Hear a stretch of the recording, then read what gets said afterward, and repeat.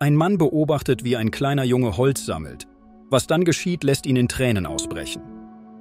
In einem kleinen Dorf, umgeben von Wäldern und sanften Hügeln, lebte ein Mann namens Daniel. Eines kalten Wintermorgens, als der Frost die Welt in ein tiefes Weiß tauchte, machte sich Daniel auf den Weg, um frische Luft zu schnappen.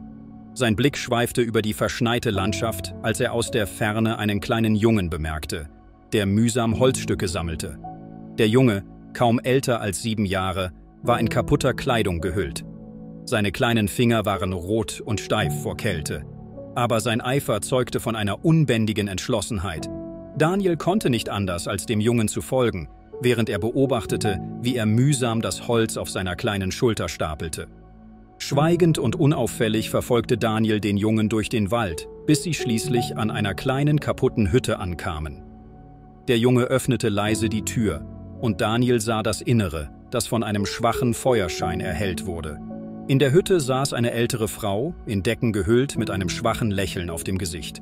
Die beiden, Großmutter und Enkel, teilten einen Augenblick der Stille, als der Junge das Holz behutsam im Ofen legte. Es war ein Bild der bedingungslosen Liebe und Fürsorge, das Daniel tief im Herzen berührte. Plötzlich spürte er, wie sich eine Welle der Traurigkeit in ihm aufbaute, und Tränen begannen, seine Augen zu füllen. Er realisierte, dass der kleine Junge nicht nur Holz sammelte, um sich vor der Kälte zu schützen, sondern auch, um das Herz seiner geliebten Großmutter mit Wärme zu erfüllen. Diese einfache Geste der Liebe und Opferbereitschaft rührte Daniel zutiefst. Er verließ den Ort, ohne ein Wort zu sagen, aber sein Herz war erfüllt von der Schönheit, die er gerade erlebt hatte.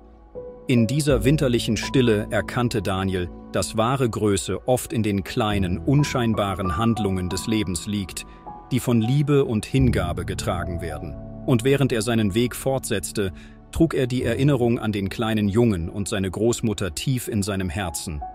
Eine Erinnerung, die ihn daran erinnerte, dass selbst in der Kälte des Lebens die Wärme der Liebe das kostbarste Geschenk ist.